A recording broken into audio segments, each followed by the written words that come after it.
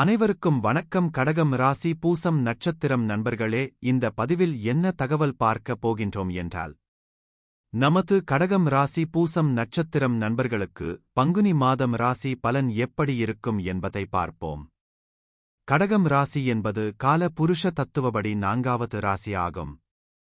மேலும் கடகம் ராசியுடன் 3 நட்சத்திரங்கள் கொண்ட 9 பாதத்து நண்பர்களுள் அடங்குவீர்கள். கடகம் ராசி சர மற்றும் நீர் தத்துவ ராசி ஆகும். இதில் பூசம் 1 முதல் 4 பாதங்கள் வரை, ஆயில்யம் 1 முதல் 4 பாதங்கள் வரை மற்றும் புனர்பூசம் 4ஆம் பாதம் மட்டும் கடகம் ராசியுடன் உள் அடங்குவீர்கள். கடகம் ராசி பூசம் நட்சத்திரம் அதிபதி சனி பகவான் என்பதால் நீங்கள் வேண்டி வணங்க வேண்டிய கடவுள் சிவ பெருமான் மற்றும் அம்மன் தாயார் ஆவார். உங்களால் முடியும் என்றால் ஒவ்வொரு வார திங்கட்கிழமை அல்லது வெள்ளிக்கிழமை உங்கள் வீட்டின் அருகில் இருக்கின்ற சிவ பெருமான் கடவுள் கோவில் சென்று வழிபாடு செய்து விட்டு வாருங்கள். அப்படி செய்து வந்தால் உங்களுக்கு வர இருக்கும் பிரச்சனைகளில் இருந்து உங்களை நீங்கள் காத்து கொள்ள முடியும். தற்பொழுது ராகு பகவான் உங்களது 9ஆம் வீடான தந்தை மற்றும் பாக்கியஸ்தானத்தில் அமர்ந்து உள்ளார். 9வது வீட்டில் ராகு உங்களை குழப்பமானவராகவும் கடவுள் பயமுள்ளவராகவும் ஆக்குகிறார். ஆனால் மிகவும் ஆன்மீக ரீதியில் இருக்கிறார். ஜோதிடம், ஆன்மீகம் மற்றும் தத்துவம் ஆகியவற்றில் உங்கள் அறிவை நீங்கள் பெருக்கிக் கொள்ளலாம். உங்களுக்கு இருக்கும் அபரிமிதமான நிபுணத்துவத்தை நீங்கள் பரப்பலாம் மற்றும் பிரசங்கிக்கலாம். ஆசிரியர், செல்வாக்கு செலுத்துபவர் அல்லது அறிஞராக நீங்கள் நிறைய புகழ் மற்றும் பணத்தைப் பெறலாம். 9ஆம் வீட்டில் ராகு உங்களுக்கு அதிர்ஷ்டத்தையும் தரக்கூடும். உங்கள் அதிர்ஷ்டம், வெளிநாட்டவர், மனைவி மற்றும் மாமியார் ஆகியோரின் ஆதரவுடன் நிதி ஆதாயங்களும் வரும். வெளிநாடுகளுக்குச் செல்வதற்கான வாய்ப்புகளையும் உருவாக்குகிறது. இந்த பயணங்கள் மதம், ஆன்மீகம், சமூகவியல் மற்றும் தத்துவம் ஆகியவற்றின் கலாச்சார அம்சங்களை ஆராயவும் உங்கள் அறிவை மேம்படுத்தவும் உங்களை அனுமதிக்கலாம். 9வது வீடு நீண்ட வெளிநாட்டு பயணங்கள் மற்றும் உங்கள் வாழ்க்கை பயணங்களுடன் தொடர்புடையது. உங்கள் வாழ்க்கையை பாதிக்கும் உங்கள் செயல்கள் மற்றும் கலாச்சார உறவுகளை இந்த வீடு நிர்வகிக்கிறது. இந்த மாளிகை உங்கள் ஞானத்தையும் தார்மீக விழுமியங்களையும் கட்டுப்படுத்துகிறது. இந்த இல்லமானது உங்கள் தத்துவ நாட்டம் மற்றும் கற்றல் மற்றும் உங்கள் உலக அறிவை மேம்படுத்துவதற்கான ஈர்ப்பைக் குறிக்கிறது. உங்கள் ஆன்மாவையும் உள்நிலையையும் தேடுவதற்கான உங்கள் விருப்பத்தை இது பிரதிபலிக்கிறது. உங்கள் தந்தையுடனான உங்கள் உறவும் இந்த சபையில் அங்கீகரிக்கப்பட்டுள்ளது. உங்கள் ஆன்மீக ஆசிரியர்கள் அல்லது வழிகாட்டிகளுடன் பரோபகார முயற்சிகள் மற்றும் தொடர்புகளை இந்த மாளிகை நிர்வகிக்கிறது. சுக்கிர பகவான் உங்களது 4 மற்றும் 11ஆம் வீட்டின் அதிபதி ஆவார். தற்பொழுது சுக்கிர பகவான் உங்களது 9ஆம் வீடான தந்தை மற்றும் பாக்கியஸ்தானத்தில் அமர்ந்து உள்ளார். ஜாதகத்தில் 9ஆம் வீட்டில் உள்ள சுக்கிரன் இந்த பூர்வீக நபர்களை ஒரு காதலனாக அல்லது வாழ்க்கைத் துணையாகக் காணச் செய்கிறார். அவர் அவர்களின் நல்ல குணங்களை மேம்படுத்துகிறார் மற்றும் அவர்களின் குறைபாடுகளை ஏற்றுக்கொள்கிறார்.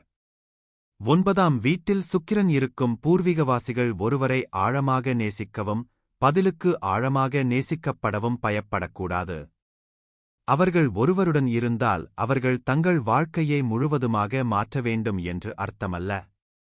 இந்த பூர்வீகவாசிகள் தாங்கள் செய்து வந்த காரியங்களை தொடர்ந்து செய்யலாம். இந்த பூர்வீகவாசிகள் நீண்ட தூர உறவுகளைப் பேணுவதில் வல்லவர்கள். அவர்கள் சாகச ஆர்வமும் கொண்டவர்கள் மற்றும் உலகின் பல்வேறு பகுதிகளை ஆராய்கின்றனர். இருப்பினும் அவர்கள் தங்கள் சாகச உணர்வை வெகுதூரம் கொண்டு செல்லக்கூடாது. எதிலும் எல்லை மீறிப்போவது நல்லதல்ல. 9வது வீட்டில் சுக்கிரனின் எரிப்பு உங்கள் உண்மையான திறமை மற்றும் திறனைக் கண்டறிய கடினமாக போராடும். நீங்கள் நண்பர்களால் அல்லது உறவில் உங்கள் துணையால் முதுகில் குத்தப்படலாம். உங்கள் அனுபவம் உங்கள் பிணைப்பைத் தூண்டி கெடுக்கும் என்பதால் நீங்கள் உறவுகளில் நம்பிக்கை சிக்கல்களை சந்திக்க நேரிடலாம். தொழில்முறை அரங்கில் வளர்ச்சி, முன்னேற்றம், வெற்றி மற்றும் நிதி செழிப்பு ஆகியவற்றை அடைய அதிக கவனம் மற்றும் திட்டமிடல் தேவைப்படும். சனி பகவான் உங்களது 7 மற்றும் 8ஆம் வீட்டின் அதிபதி ஆவார். தற்பொழுது சனி பகவான் உங்களது 8ஆம் வீடான ஆயுள் கடன் மற்றும் வம்பு வழக்கு ஸ்தானத்தில் அமர்ந்து உள்ளார். 8ஆம் வீட்டில் இருக்கும் சனி வாழ்க்கையில் தடைகள், காயங்கள் மற்றும் நிதி இழப்புகள் மூலம் நிறைய ஏற்றத்தாழ்வுகளைக் கொண்டு வருகிறார். இது அவர்களின் மனதையும் இதயத்தையும் கணிசமாக பாதிக்கிறது. இது அவர்களை ஒரு மாற்றம், மாற்றம் மற்றும் வளர்ச்சிக்கு உட்படுத்தலாம். 8ஆம் வீட்டில் சனி இருக்கும் பூர்வீகவாசிகள் மாற்றங்களை ஏற்றுக்கொள்வது, வளைந்து கொடுப்பது மற்றும் தங்கள் வாழ்க்கையில் மாற்றியமைப்பது சவாலாக இருக்கலாம். 8வது வீடு வளர்ச்சி மற்றும் நிலையான மாற்றம் மூலம் மாற்றங்களைக் குறிக்கிறது. ஜாதகத்தின் 8ஆம் வீட்டில் சனியின் நிகழ்வு, பூர்வீகவாசிகள் அவ்வப்போது தங்களைத் தாங்களே புதுப்பித்துக் கொள்ள வேண்டும் என்பதைக் குறிக்கலாம். திடீர் மாற்றத்தை அவர்கள் மிகவும் மன அழுத்தமாகக் காணலாம், ஏனெனில் இது அவர்களுக்கு நிறைய கவலை, அமைதியின்மை மற்றும் கவலையை கொடுக்கலாம்.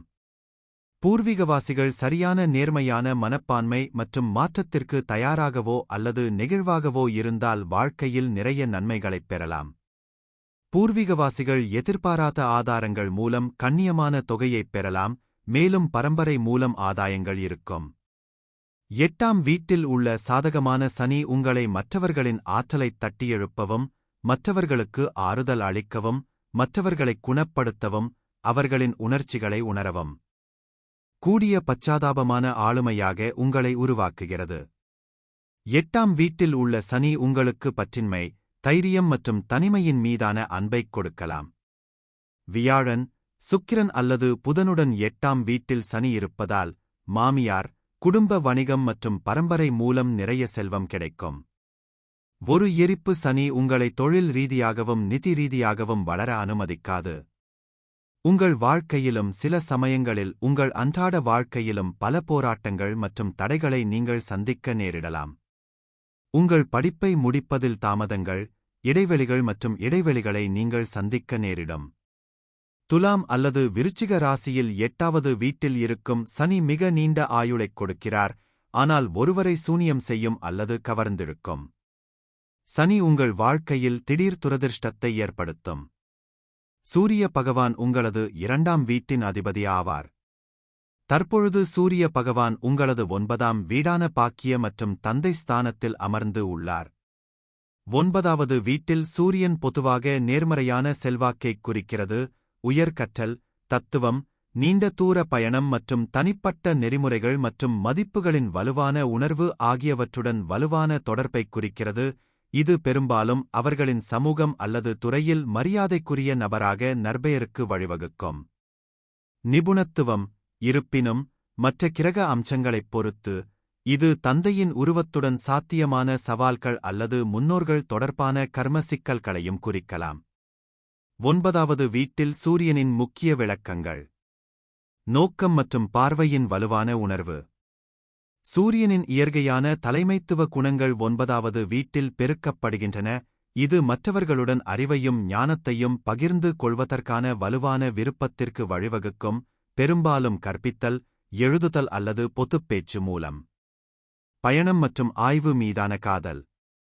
இந்த இடம் பல்வேறு கலாச்சாரங்கள் மற்றும் தத்துவங்களில் வலுவான ஆர்வத்தைக் குறிக்கும், இது விரிவான பயணத்திற்கும் ஒருவரின் எல்லைகளை விரிவுபடுத்தும் விருப்பத்திற்கும் வழிவகுக்கும். நெறிமுறைகள் மற்றும் தார்மீகத்தின் மீது உயர்ந்த மரியாதை. 9வது வீட்டில் சூரியனின் செல்வாக்கு ஒரு வலுவான நெறிமுறைக் குறியீட்டையும் சரியானதைச் செய்வதற்கான அர்ப்பணிப்பையும் வளர்க்கும். கல்வி வெற்றிக்கான சாத்தியம். இந்த வேலை வாய்ப்பு உள்ள நபர்கள் உயர் கல்வியில், குறிப்பாக தத்துவம், மதம் அல்லது ஆன்மீகம் தொடர்பான துறைகளில் சிறந்து விளங்கலாம். தந்தை உருவத்துடன் உறவு.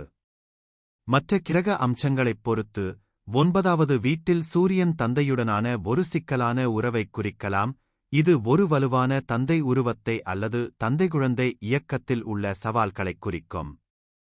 புதன் பகவான் உங்களது 3ஆம் வீட்டின் மற்றும் 12ஆம் வீட்டின் அதிபதி ஆவார். தற்பொழுது புதன் பகவான் உங்களது 9ஆம் வீடான பாக்கிய மற்றும் தந்தை ஸ்தானத்தில் அமர்ந்து உள்ளார்.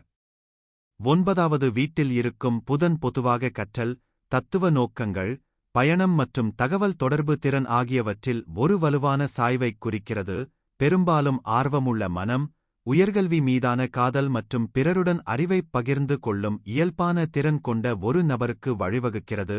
இருப்பினும், குறிப்பிட்ட விளக்கங்கள் அம்சங்கள் மற்றும் ஒட்டுமொத்த விளக்கப்படத்தைப் பொறுத்து மாறுபடும். 9வது வீட்டில் புதனின் முக்கிய பண்புகள். அறிவுசார் ஆர்வம். பல்வேறு தத்துவங்கள், மதங்கள் மற்றும் கலாச்சாரங்களை ஆராய்வதற்கான வலுவான ஆசை, பெரும்பாலும் ஆழ்ந்த ஆய்வு மற்றும் ஆராய்ச்சிக்கு வழிவகுக்கும். சிறந்த தகவல் தொடர்பு திறன். கருத்துக்களை தெளிவாக வெளிப்படுத்தும் இயல்பான திறமை அவர்களை நல்ல ஆசிரியர்கள், எழுத்தாளர்கள் அல்லது பொதுப் பேச்சாளர்களாக மாற்றும். பயண ஆர்வம். புதிய இடங்களை ஆராய்வதிலும் பல்வேறு கலாச்சாரங்களை அனுபவிப்பதிலும் உள்ள காதல் அடிக்கடி பயணத்திற்கு வழிவகுக்கும். பொருந்தக்கூடிய தன்மை. ஒரு நெகிழ்வான மனநிலை புதிய சூழல்கள் மற்றும் முன்னோக்குகளை எளிதில் சரிசெய்ய அனுமதிக்கிறது. ஆன்மீக நாட்டம். ஆன்மீகத்தில் ஆர்வம் மற்றும் வாழ்க்கையில் ஆழமான அர்த்தத்தைத் தேடுதல். சாத்தியமான சவால்கள். அதிக சிந்தனை. பகுப்பாய்வுத் தன்மை சில சமயங்களில் அதிகமாகச் சிந்திக்கவும் முடிவெடுக்க முடியாத நிலைக்கும் வழிவகுக்கும். கவனச்சிதறல். பரந்த ஆர்வங்கள் காரணமாக ஒரு தலைப்பிலிருந்து மற்றொரு தலைப்பிற்கு தாவுவதற்கான போக்கு. மேலோட்டமான அறிவு. ஆழமான புரிதல் இல்லாமல் பல்வேறு துறைகளில் மேற்பரப்பு அளவிலான அறிவை மட்டுமே பெறுவது ஆபத்து. செவ்வாய் பகவான் உங்களது 5ஆம் வீட்டின் மற்றும் 10ஆம் வீட்டின் அதிபதி ஆவார். தற்பொழுது செவ்வாய் பகவான் உங்களது 12ஆம் வீடான விரயஸ்தானத்தில் அமர்ந்து உள்ளார். 12ஆம் வீட்டில் உள்ள செவ்வாய் ஆழ் மனதில் தொலைந்து ஆன்மீகம், கல்வி, கலாச்சாரங்கள் போன்ற பல்வேறு விஷயங்களை ஆராய்கிறார், அவரது குழப்பமான மனநிலையின் அமைதிக்காக. இருப்பினும் பூர்வீகவாசிகள் தங்களுக்கு எந்த ஒரு பாதையையும் தேர்ந்தெடுக்க முடியாது. 12வது வீடு தனிமைப்படுத்தப்படுவதைக் குறிக்கிறது. 12ஆம் வீட்டில் செவ்வாய் கனவுகள், கற்பனை மற்றும் இன்பங்களின் வீடாகும். இது அவர் அல்லது அவள் ஆற்றலைச் செலுத்தும் பாலியல் செயல்பாடுகளில் பூர்வீகத்தின் ஈடுபாட்டைக் காட்டுகிறது. 12ஆம் வீட்டில் செவ்வாய் இருக்கும் பூர்வீகவாசிகள் வேலை நோக்கங்களுக்காக தொடர்ந்து வெளிநாடுகளுக்குச் செல்ல வேண்டியிருக்கும், அங்கு அவர்கள் செவ்வாய் கிரகத்திலிருந்து தங்கள் ஆற்றலை உற்பத்தி செய்யும் வேலை வாழ்க்கையாக மாற்றுவார்கள். 12வது வீட்டில் செவ்வாய் பூர்வீக உலகில் இருந்து தனிமைப்படுத்தப்படுவதைக் காட்டுகிறது, இது பூர்வீகம் ஒரு ஆராய்ச்சியாளராகவோ அல்லது வெளிநாட்டில் தனியாக பணிபுரியும் கள விஞ்ஞானியாகவோ இருக்கலாம். பூர்வீகம் கற்பனை மற்றும் தெளிவான படைப்பு யோசனைகளால் ஆசீர்வதிக்கப்படலாம், அது அவரை ஒரு பிரபலமான மற்றும் படைப்பாற்றல் எழுத்தாளராக மாற்றும். 12ஆம் வீட்டில் இருந்து செவ்வாய், 6ஆம் வீட்டின் அம்சம், அதிகமாக பணம் செலவழிப்பதையும் சில சமயங்களில் பூர்வீகத்திற்காக கடனில் விழுவதையும் குறிக்கிறது. இதேபோல் செவ்வாய் 12ஆம் பாவாவிலிருந்து 7ஆம் வீட்டைப் பார்க்கும்போது அது திருமணத்தைப் பாதுகாக்கும் அல்லது பல திருமணங்களைத் தரும். இருப்பினும் இவரது பங்குதாரர் வாக்குவாதம், ஆதிக்கம் மற்றும் அவருக்கு சவாலாக இருப்பார். குரு பகவான் உங்களது 6ஆம் வீட்டின் மற்றும் 9ஆம் வீட்டின் அதிபதி ஆவார். தற்பொழுது செவ்வாய் பகவான் உங்களது 11ஆம் வீடான லாபஸ்தானத்தில் அமர்ந்து உள்ளார். பொதுவாக வியாழன் அவர்களின் 11வது வீட்டில் இருக்கும் ஒரு நபர் அவர்களின் வாழ்க்கையில் நல்ல ஆரோக்கியம், செல்வம் மற்றும் மகிழ்ச்சியுடன் ஆசீர்வதிக்கப்படுகிறார். இவ்வாறு வியாழன் 11வது வீட்டில் இருப்பது பல அம்சங்களில் நன்மை பயக்கும். ஜாதகத்தின் 11வது வீட்டில் உள்ள வியாழன் பூர்வீகத்தை மிகவும் நம்பிக்கையான நபராக ஆக்குகிறது. நீங்கள் ஒரு தத்துவ மனநிலையைக் கொண்டிருக்கலாம் மற்றும் தொடர்ந்து ஆர்வமாக இருப்பீர்கள். அவர்கள் ஒரு நல்ல தலைவராக வரலாம் மற்றும் மந்தமான சூழலை தங்கள் இருப்புடன் மகிழ்ச்சியாக மாற்றலாம். இந்த நபர்களுக்கு பல உண்மையான நண்பர்களைப் பெறுவதற்கு அதிர்ஷ்டம் இருக்கலாம், அவர்கள் தங்கள் தேவையின் போது அவர்களுக்கு ஆதரவளிக்கலாம், அவர்கள் கீழே விழுந்தாலும் கூட. அவர்கள் வெளிநாட்டு நாடுகளிலும் நல்ல பிணைப்புகளையும் தொடர்புகளையும் உருவாக்க வாய்ப்புள்ளது. இந்த பூர்வீகவாசிகள் பாசமாக இருக்க முடியும் மற்றும் தங்கள் குழந்தைகளுடன் அருகாமையை பகிர்ந்து கொள்ளலாம். இந்த நபர்கள் தங்கள் குழந்தைகளில் நிறைய அறிவையும் மதிப்புகளையும் வளர்க்கலாம். எனவே குழந்தைகள் விவேகமுள்ளவர்களாகவும், தொலைநோக்குடையவர்களாகவும், ஞானமுள்ளவர்களாகவும், நன்கு படித்தவர்களாகவும் இருப்பார்கள். குறிப்பாக பெண்களுக்கு 11வது வீட்டில் உள்ள வியாழன் அவர்களின் ஆத்ம துணையை அல்லது சிறந்த ஜோடியை மாநாடு போன்ற ஒரு பெரிய சமூக கூட்டத்தில் கண்டுபிடிக்க அனுமதிக்கலாம், மேலும் அவர்களின் கணவர்கள் செல்வந்தர்களாகவும் அவர்களிடம் மிகுந்த அக்கறை கொண்டவர்களாகவும் மாறுவார்கள். பூர்வீக ஆண் தனது துணையுடன் நிறைய பணம் மற்றும் சொத்து சம்பாதிக்க முடியும். வியாழன் 11ஆம் வீட்டில் உங்களுக்கு நிறைய தொடர்புகள் உள்ளன, அவர்கள் எந்த நேரத்திலும் உதவி வழங்க தயாராக இருப்பார்கள். நீங்களும் அவர்களுக்கு சமமாக அர்ப்பணிப்புடன் இருக்கிறீர்கள்.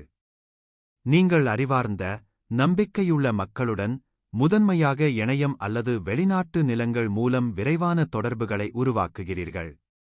இந்த நட்பு பெரும்பாலும் உங்களுக்கு சாதகமாக இருக்கும் மற்றும் நீண்ட காலம் நீடிக்கும்.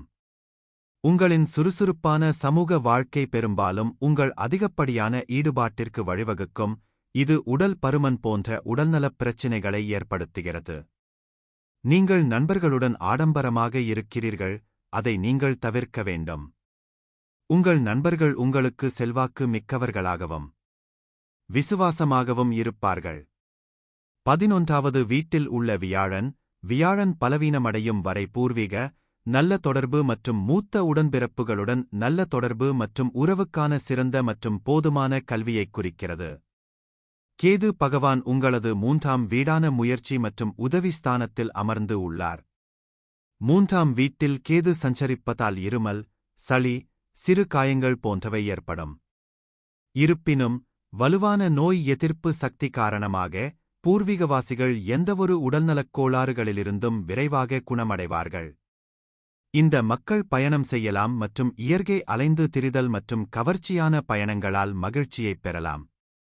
இந்த சொந்தக்காரர்கள் சிறந்த பயண பதிவர்கள் அல்லது எழுத்தாளர்கள் ஆகலாம். சிலர் உணவு, ஹோட்டல், பயணத் தொழிலில் வெற்றி பெறுவார்கள்.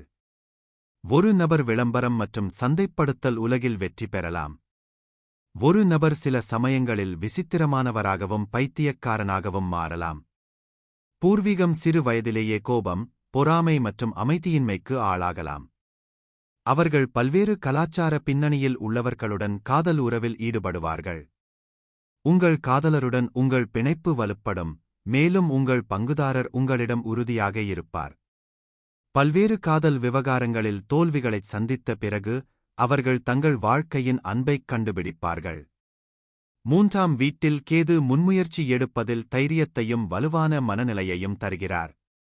இவரது 40 வயதிற்குப் பிறகு மனதளவில் வலுப்பெறுவார்.